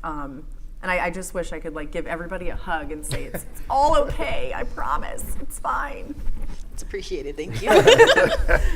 So last but not least, just closing out the session, mental health and just taking care of yourself is something I think in college is like you get a first taste of it when you're outside of your parents' home. You have to go grocery shopping for yourself, start sorting your laundry. Some people don't really start doing laundry until they get to college. So like it's just all these different types of things. And just how do you do that now when you're in your career? What does like taking care of yourself look like? Do you have time to go to the gym? Do you have time to be outside and just experience nature? Like however you like to decompress, how do you find time for that?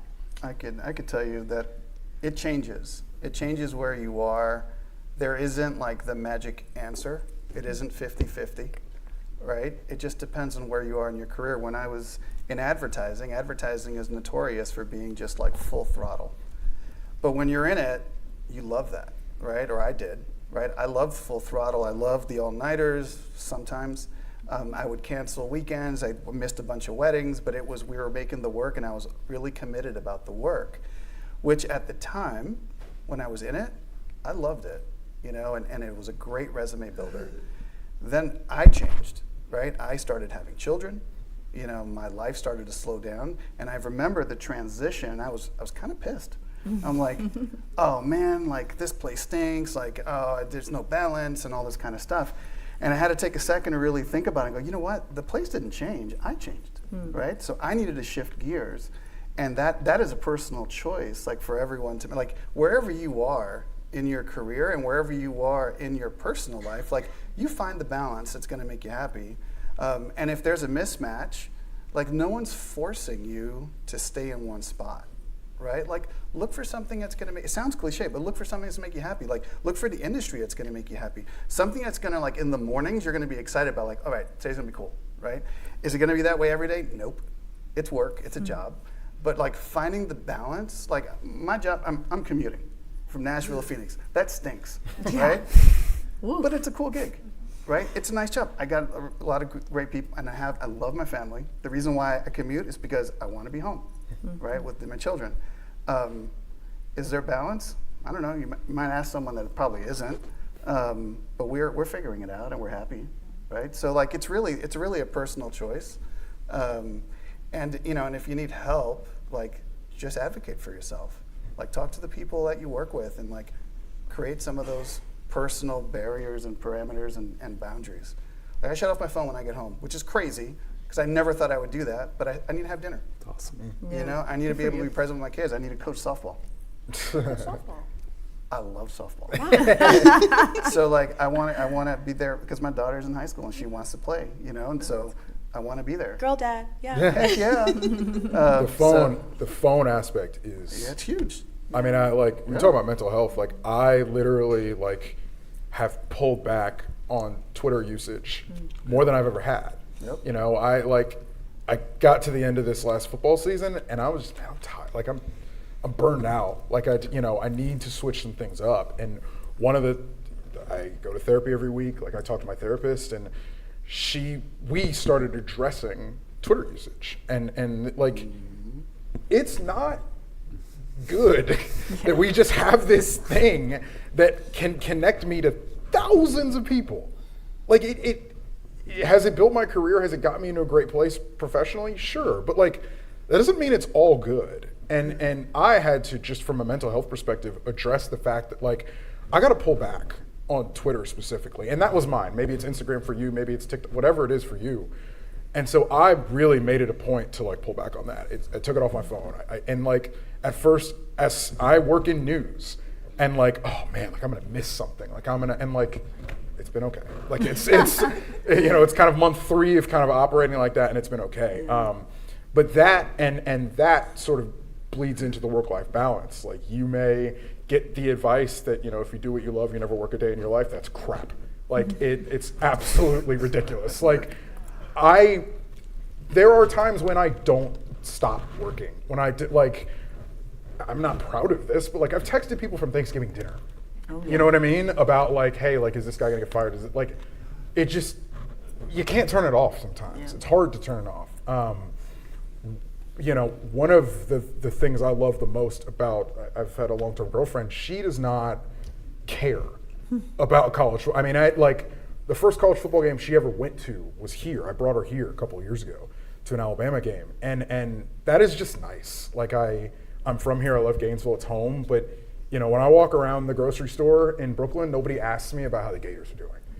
But when I'm here and I run into people, friends from home, parents, friends, like it's always kind of omnipresent. And so for me, moving out of Gainesville, surrounding myself with friends who I love in New York City who maybe aren't really college football focused or whatever, to kind of have that work-life balance, dealing with phone usage, being intentional about phone usage, and then also playing golf. I play a ton of golf. And so that's still a sport, and like that, golf presents its own mental health challenges if you play golf.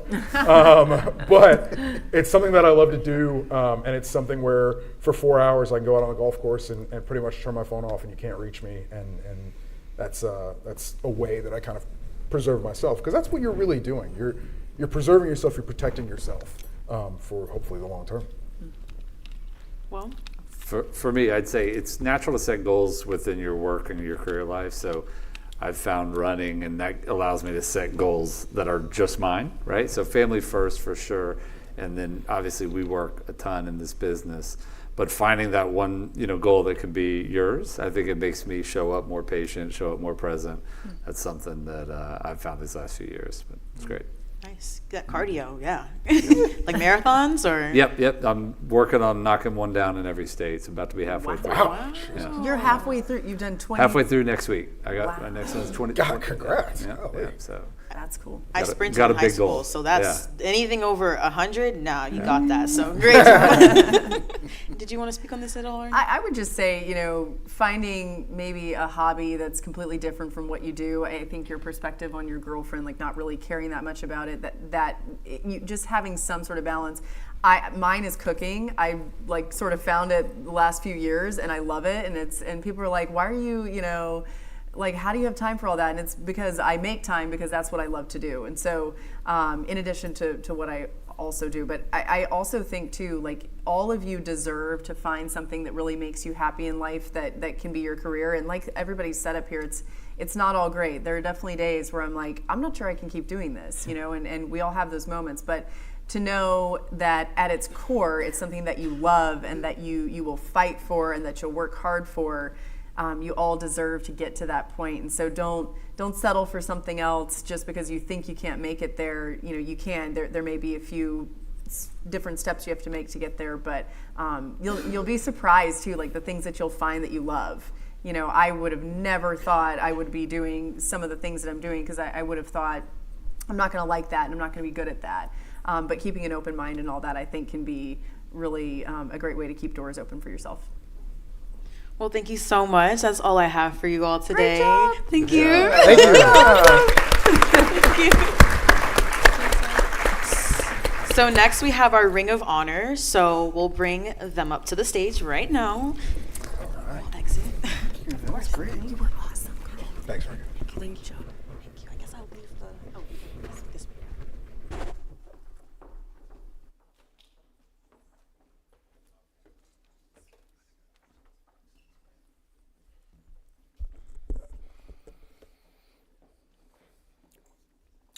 Morning, everybody. I'm Ted Spiker, Chair of the Department of Journalism. Welcome to everybody, and thank you so much for all of our guests today. We're so grateful that you came back, shared your stories and your advice. Really, really appreciate that. Also want to thank our amazing students for being here and taking advantage of this really unique opportunity. So we are about to announce our second class of the college's Ring of Honor, and it's an amazing class. As Dean Brown said, this is the second class, and it recognizes alums, staff, faculty who have made outstanding contributions to sports media, journalism, and communications, and really reflects the positive values of CJC.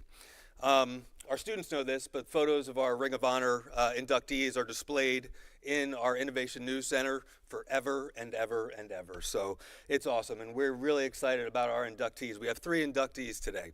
The first one is legendary broadcaster Walter "Red" Barber. Red, who passed away in 1992, was a groundbreaking sports announcer who started his career at UFW RUFAM in 1930, where he was director, chief announcer, and covered the Gator football games. He went on and became a radio and TV announcer for the Cincinnati Reds, the Brooklyn Dodgers, the New York Yankees, and he also called college and professional football games in his primary market of New York City. He was also the author of 6 books, many about baseball, including his own autobiography, winner of many, many awards, inducted to many, many Hall of Fame, and won a Peabody Award in 1990 for his broadcast on NPR. So he is our first inductee, and one of our inductees up here said that he is the greatest baseball announcer of all time. So we first honor Red Barber.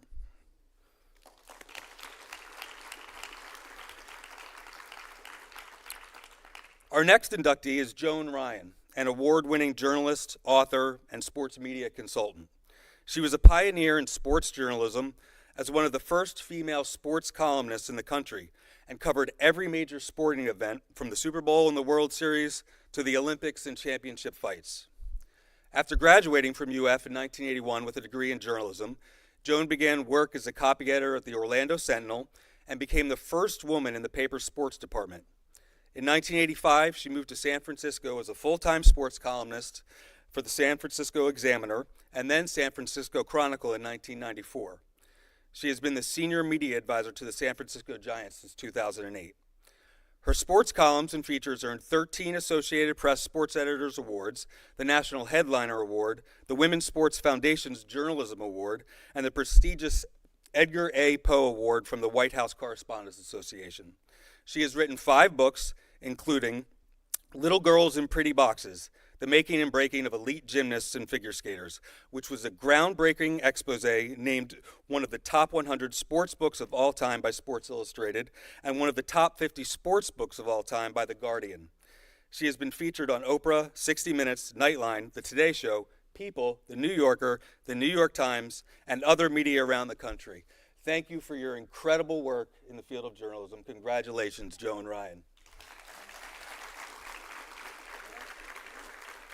That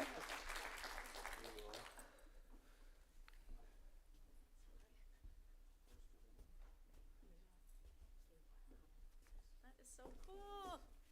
Oh my gosh, do you guys see these wonderful little trophies? Or do we get one? Do we all get one? Oh my God, that's so fabulous. This is so great to be here among all our people. You guys are our people, and so happy to see all these young faces that want to get into journalism. It's wonderful. So I'm sorry. I never aspired to be a sports writer. I majored in journalism here, right here on this campus, but never wrote sports or much of anything else. I was on the editing track. As an extreme introvert back then, I shivered at the thought of putting my name on a story for everyone to see. But once I was at the Orlando Sentinel, I came to understand that if I was ever going to be running the Orlando Sentinel, I better have some writing experience. So I was an introvert, but I was very ambitious. So I always thought, and I think this to this day, that the best writing day in and day out in a newspaper is in the sports section. The worst writing day in and day out is also in the sports section.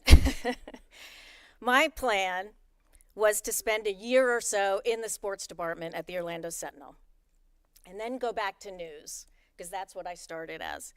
So this was 1983, and as you said, there had not been a woman in the Orlando Sentinel sports department. So one night, I found myself covering a game in the United States Football League. Does any of the students here remember the USFL? Oh God, none. Not a single person raised their hand. Okay. So it was the Orlando Renegades. This was like, sort of the redheaded stepchild of the NFL. So the Orlando Renegades were playing the Birmingham Stallions. And my cub reporter job was to interview a former NFL player, Joe Cribbs. So I had been, at this point, I had been in a locker room only twice. So my stomach was churning with anxiety as at the end of the game, I pushed open the door to that locker room into the Stallions' locker room. So I stepped, as all of you who have ever been in locker rooms, which I think is all the older people here maybe. I don't know if all you guys have been in locker rooms. But usually when you step into the locker room after a game, there's a stream of players going back and forth from the bathroom to the lockers. And half naked is only saying half of what was going on in there. So my stomach was churning, stepped directly into this stream. And when those guys caught sight of me, and I happened to be the first person in the locker room when I pushed open that door. So they caught sight of me, all of a sudden it just erupted into these catcalls and all kinds of vulgarity. And I was like this, very Catholic girl wearing a skirt that went down to my knees. It was really, really beautiful.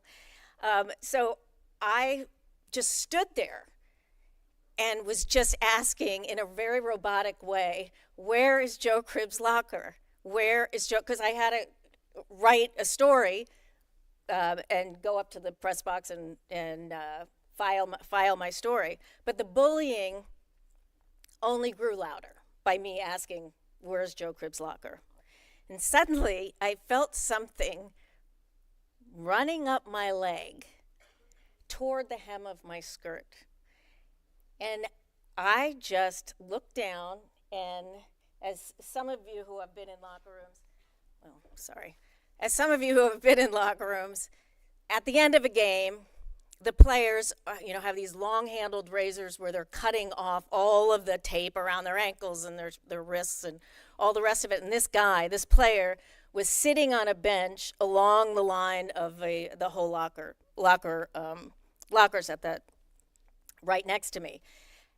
And I look down, and this guy is running the handle of the razor up my leg toward my hem. So, being the Irish girl that I was, I just screamed at him.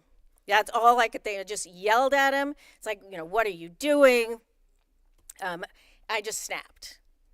At which point, and then I just said, I got to get out of this locker room. I'm not going to see Joe Cribbs, and nothing is going to happen of any import here. So at which point, I go to the door, and I see this middle-aged man in the doorway, laughing and having a grand old time at this spectacle. So it turns out that guy was the Birmingham Stallions owner. And he just thought I deserved everything I got in there. So I did get my interview with Joe Cribbs outside of the locker room. But after filing my story up in the press box, a fury spread from my brain into every cell in my body. It was clear these guys really didn't want me here. And that's when I decided I really wanted to be a sports writer. I joke that I built my entire career on resentment and bitterness. But the truth is that I fell in love with writing sports. And one day, early on in my career, I found myself interviewing the tennis icon, Billie Jean King. Years earlier, Billie had been outed as gay. It was a huge scandal back in the day to be outed as gay. She lost every single endorsement she had because of that. So during my interview with her, being this really tough reporter, I asked her in the interview how this scandal would affect her legacy. And Billie Jean says, turn off the recorder. I turned off the recorder. And she said, I've done 1 million interviews over the course of my life. Let me tell you something. The good journalists, they don't have to go there. Okay, turn the recorder back on. I flushed with embarrassment. I knew what she was telling me. Choose the high road. Trust your values. Never stoop to sensationalism. I never forgot that, which is surely why I have the privilege of standing on this stage today in deep appreciation of Red Barber's spirit and of my friend George Solomon's integrity. So thank you for this beautiful, unexpected gift of receiving the University of Florida Ring of Honor. Thank you.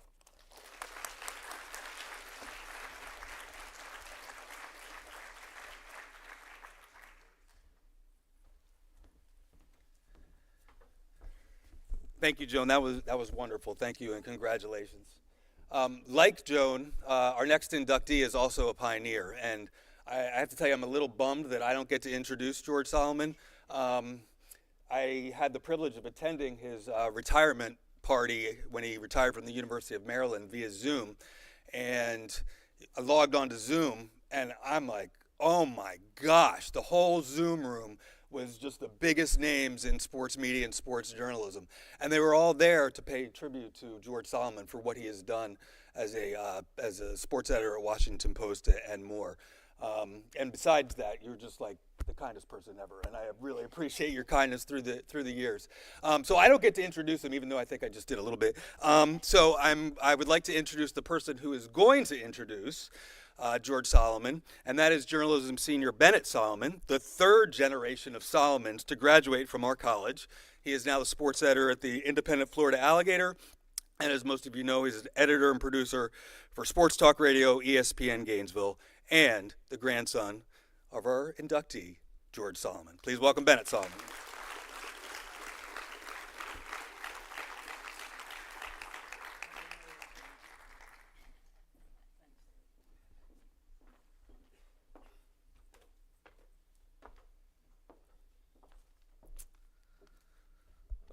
I'm not really sure how I can follow Joan's speech, but I'm going to do my best. Like Ted said, my name is Bennett Solomon. I'd first just like to thank everyone for being here. This is an amazing event, and it was great to hear from all these talented individuals in the sports media field. So please, another round of applause. Again, I'd also like to congratulate Joan Ryan on being inducted into this year's Ring of Honor. Thank you for all that you've done for this industry and for inspiring a generation that this is a possibility for anyone and everyone in this world. Let me start by confirming, yes, I am George Solomon's grandson. It's not a coincidence. We don't just happen to have the same last name. DNA results have actually proved that I am related to him. But in all seriousness, growing up, I called him Pop-Pop. And this is truly a privilege to stand up here and present him with this honor. I found out he was being inducted into the Ring of Honor before he did, and I could not stop grinning, smiling for a good 10 minutes. But when he was emailed the news, he said, I never got an email. And I'm like, you didn't get anything? He goes, I don't have anything.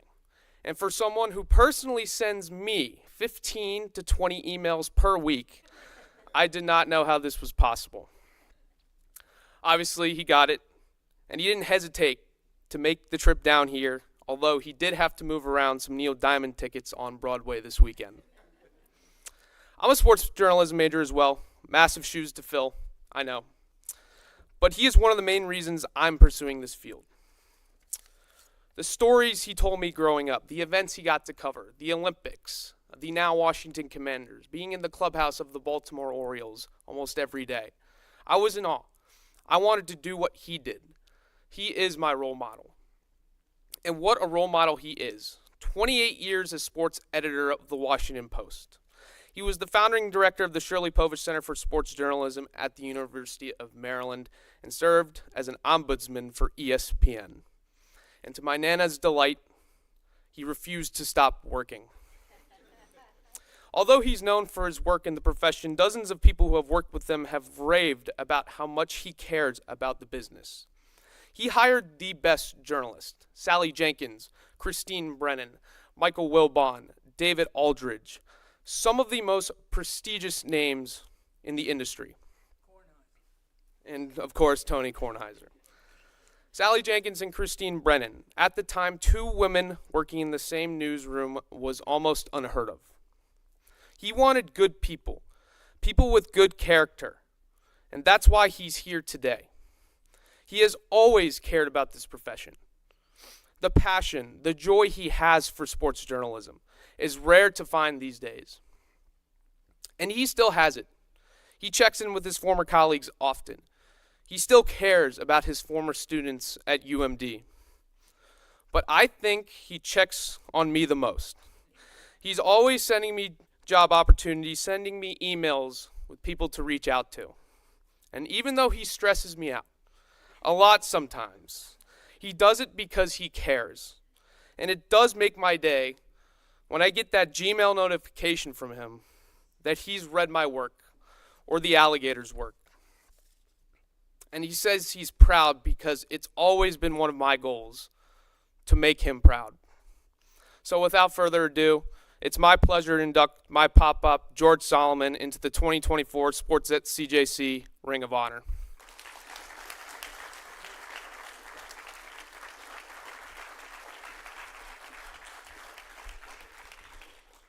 Well, what a thrill to have a grandson who my son pays full tuition out of state, as I paid full tuition out of state for him.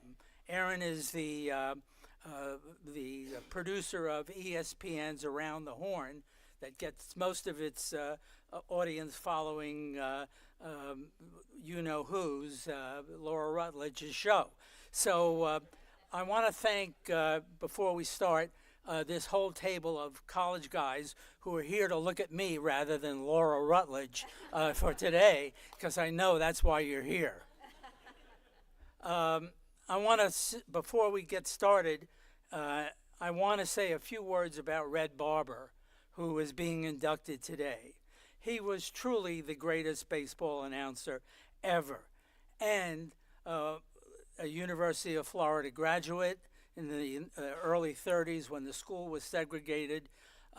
He coined the phrase "sitting in the catbird seat," and he said that when Dodgers were like Jackie Robinson on third, Duke Snyder on first, and Roy Campanella at the plate, he would say, Campanella's sitting in the catbird seat. And it was a great expression that still carries on. So, but as important, in 1945, Branch Rickey called Red Barber into his office and said, I'm going to bring a black ball player into the Brooklyn Dodgers, and I wanted you to know. And Barber, who on Ken Burns said, I came from Alabama, went to a segregated school at the University of Florida, and I didn't know how I would take it, but I did, because it was that important to baseball and the country. So Red Barber deserves another round of applause for today. I want to thank Eric Esterline, Ted Spiker, Dean Brown, and the entire College of Journalism for this honor. It truly is something. I also quickly want to thank my wife of 57 years, Hazel Solomon, who made the trip down from Rockville, Maryland. Hazel. And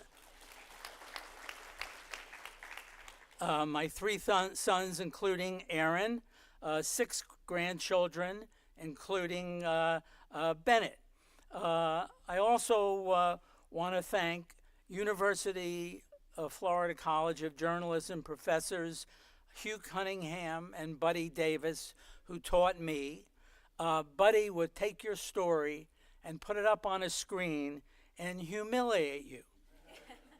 And Hugh Cunningham would make it all feel better afterwards. In my career as a sports editor of the Washington Post, I used the Buddy Davis method half the time and the Hugh Cunningham method half the time. The Buddy Davis method was used for people who I wanted to leave, and it often worked. Also, we had a great dean in Ray Weimer, and who was followed by Ralph Lowenstein. One story that I love to tell is that 62 years ago, there was a Gator football player named John Macbeth. And in 1960, before your parents even thought about you, well, maybe they did, 1960, two gamblers, one a student at the University of Florida, approached Macbeth about throwing a game. And he was a running back, and they offered him $5,000. And Macbeth went to the coach, Ray Graves, who went to the FBI, and they were playing Florida State that day, and they captured the gamblers, the two gamblers. Big story. The Gators won 3-0, big high-scoring game. A guy named Billy Cash kicked the winning field goal. Cash, who later was suspended for cutting the tail off the alligator, but that's another story if you want to you want to talk about it. But it was a big, big, big story. So somehow, in the days after the story broke, and I was writing, in those days, no professional sports in Florida, so the Gators were everything along with the Seminoles and the Hurricanes. And I used to string for maybe 8 papers, send them the same story, and it wasn't until after I graduated that they found out they were getting the same story from me. But that's, again, another story. So Macbeth, somehow, a week or two after the big story broke, stopped talking to me. That's it. You know, I would go up to him and I said, "Can't we have an interview?" Nothing. He wouldn't talk to me. But I'm writing this book about my career, sports journalism, my time at UF, and somehow I call up John Macbeth and I get his phone number and call him. And he answers the phone and he says, and I say, "It's George Solomon, I want to talk to you." "George, where you been? I love you." So just remember this: it might take you 62 years to, fix a wound, but it's always possible to do it. I couldn't get Macbeth off the phone. So again, this is a wonderful college. Lou Gehrig said it in 1939 when he said he's the luckiest man on the face of the earth. Well, I'm second, because I spent 40 years at the Washington Post working for people like Ben Bradley, Katharine Graham, Donald Graham, Leonard Downey, and how lucky I am. And then I spent 17 years after I left the Post at the University of Maryland, started the Shirley Povich Center for Sports Journalism. So if you flunk out here, keep us in mind. And we used to have the Povich Summer Camp. It was really good. But I truly, truly enjoyed my experience here and love coming back. I came back when my son Aaron was here.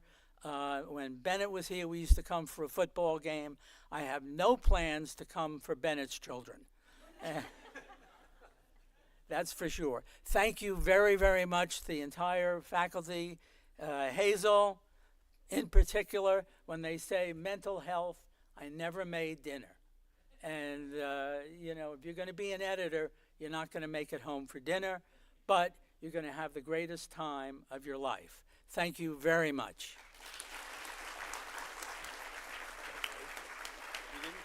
You forgot to do that.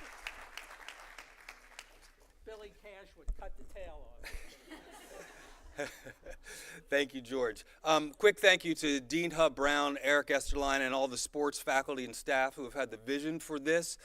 This is something that will last forever here at CJC, and an awesome way to recognize all former students who become and do wonderful things. So thank you to everybody there. Ring of Honor is going to be a great tradition here for CJC. And congratulations again to Joan and George for being in our second class for the Ring of Honor. At this time, I'm not sure exactly the time, but I think we will start our breakout sessions at noon. So do we have, I don't even know what time is it, 4 minutes, 5 minutes, something like that? 2 minutes, 1 minute, 10 seconds? Noon, breakout sessions. Thank you to all our guests again. Those who are here, those will be in the breakout sessions, and appreciate you being here. Thanks.